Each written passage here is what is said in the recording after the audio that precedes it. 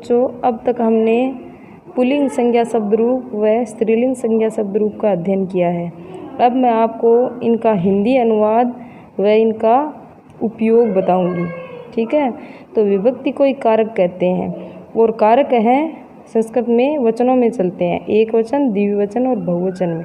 ठीक है, प्रथमा विभक्ति का अर्थ होता है हिंदी अनुवाद कर्ता ने, यानी प्रथमा विभक्ति कर्ता कारक होती है। ठीक है, और इसका चिन्ह होता है ने। तो इसमें हम प्रथमा विभक्ति का हिंदी अनुवाद और उपयोग करना सीखेंगे। तो प्रथमा विभक्ति में एक वचन है लता। इसका एक वचन का अर्थ होता है एक और लता का अर्थ होता है लता, और प्रथमा विभक्ति है इसलिए इसका चिन्ह हो गया ने। तो इसलिए हमने यहाँ पर ने चिन्ह का उपयोग किया। तो एक वचन में लता शब्द का हिंदी अनुवाद क्या हो गया? एक लता ने। और द्विवचन में दो लताओं ने, और बहुवचन में सभी लताओं ने। ठीक है बच्चों, और द्वितीय विभक्ति का उपयोग करना और हिंदी अनुवाद करना हम सीखेंगे। इसमें द्वितीय विभक्ति का हिंदी अनुवाद होता है कर्म को, अर्थात द्वितीय विभक्ति में कौन सा कारक होता है? कर्म कारक, और इसका चिन्ह क्या होता है? को। तो इसमें एक वचन क्या है? लताम। इसका हिंदी अनुवाद क्या हो गया? एक लता को चिन्ह इसलिए आया है कि द्वितीय विभक्ति है वो कर्म कारक होती है और इसका चिन्ह होता है को। तो लताम का हिंदी अनुवाद हो गया एक लता को। लते, इसका हिंदी अनुवाद हो गया दो लताओं को, क्योंकि ये द्विवचन में आई है तो यहाँ दो लताएं आएगी। ठीक है, तो दो लताओं को। और बहुवचन में यह लता हा, इसका हिंदी अनुवाद है सभी लताओं को। ठीक है बच्चों, और तृतीय विभक्ति का अध्ययन हम करते हैं। तृतीय विभक्ति का हिंदी अनुवाद होता है करण कारक। तृतीय विभक्ति में कौन सा कारक होता है? करण कारक, और करण कारक का चिन्ह होता है से। ठीक है, से के द्वारा। ठीक है, तो इसमें एक वचन में लतया, तो इसका हिंदी अनुवाद हो गया एक लता से या एक लता के द्वारा। ठीक है, और करण कारक है वो किस लिए उपयोग किया जाता है? किसी भी साधन के लिए। ठीक है, किसी भी साधन से हम कोई कार्य करते हैं तो करण कारक का उपयोग करते हैं। करण का अर्थ होता है आधार। ठीक है, तो एक वचन है लतया, तृतीय विभक्ति एक वचन लतया, इसका हिंदी अनुवाद क्या है? एक लता से। तृतीय विभक्ति द्विवचन लताभ्याम, इसका हिंदी अनुवाद क्या हो गया? दो लताओं से या दो लताओं के द्वारा। और तृतीय विभक्ति बहुवचन में लताभिः, तो इसका हिंदी अनुवाद क्या हो गया? सभी लताओं से। हाँ तो बच्चों, अब चतुर्थी विभक्ति का हम अध्ययन करेंगे।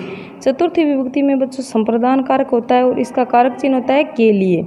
ठीक है, तो इसका हिंदी अनुवाद हम देखते हैं प्रथमा एक वचन।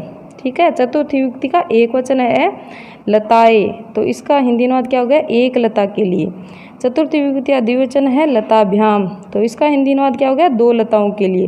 चतुर्थी विभक्ति का बहुवचन है लताभ्य है, तो इसका हिंदी अनुवाद क्या हो गया? सभी लताओं के लिए। ठीक है, अगली है पंचमी विभक्ति। पंचमी विभक्ति में बच्चों अपादान कारक होता है और इसका कारक चिन्ह क्या होता है? से अलग होना। ठीक है, तो पंचमी विभक्ति एक वचन में लताया, लताया का हिंदी अनुवाद क्या हो गया? एक लता से अलग होना। ठीक है, और द्विवचन है पंचमी विभक्ति द्विवचन है लताभ्याम, तो इसका हिंदी अनुवाद क्या हो गया बच्चा? दो लताओं से अलग होना।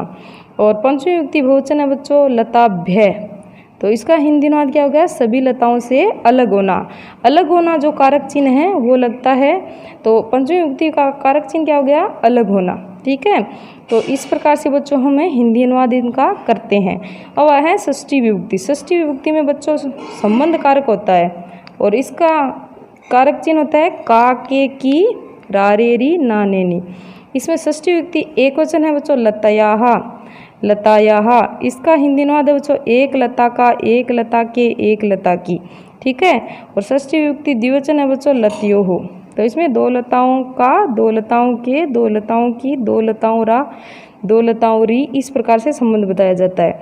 और षष्ठी विभक्ति बहुवचन है बच्चों लता नाम, लता नाम, तो इसका हिंदी अनुवाद है सभी लताओं का, सभी लताओं के, सभी लताओं की।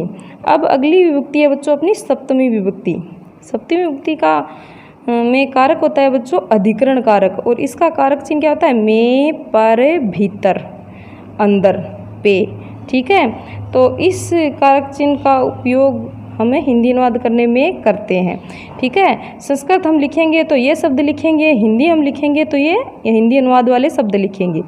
ठीक है, सप्तमी विभक्ति एकवचन का है लतायाम, तो इसका हम हिंदी अनुवाद क्या होगा? एक लता में, एक लता पर, एक लता के भीतर।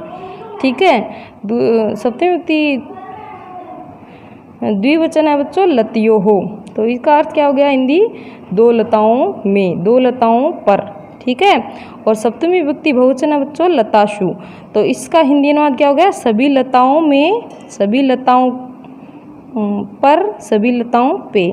अगला है बच्चों अपना लास्ट में संबोधन, हाँ संबोधन है, तो इसका हिंदी अनुवाद है एक वचन में हे लते, हे एक लता, द्विवचन में हे लते, हे दो लताओं, और बहुवचन में हे लताहा, हे सभी लताओं। तो बच्चों उपयोग करना आपको ज़रूर समझ में आया होगा, और नहीं समझ में आया है तो मुझे कमेंट या फ़ोन करके ज़रूर बताएंगे। ठीक है, मैं ये बताना चाहती थी आपको कि ये जो मैंने संज्ञा शब्द रूप प्रकरण का स्त्रीलिंग का आपको उपयोग बताया है, तो इसी प्रकार से पुल्लिंग जो शब्द रूप है अपने और नपुंसक लिंग शब्द रूप है अपने, उनका भी इन्हीं की तरह ही उपयोग होता है। ठीक है, अपनी जो 7 विभक्तियां हैं उनमें 7 कारक आते हैं और हिंदी अनुवाद करने पर ये चिन्ह लग जाते हैं।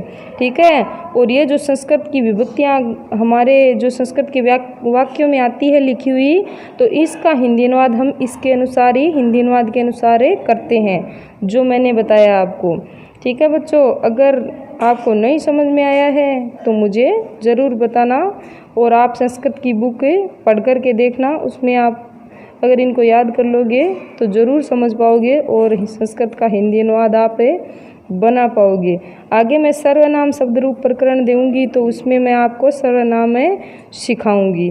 ठीक है बच्चों, और सर्वनाम का हिंदी अनुवाद भी मैं आपको समझाऊंगी। उसके बाद हमें धातु का अध्ययन करेंगे। ठीक है।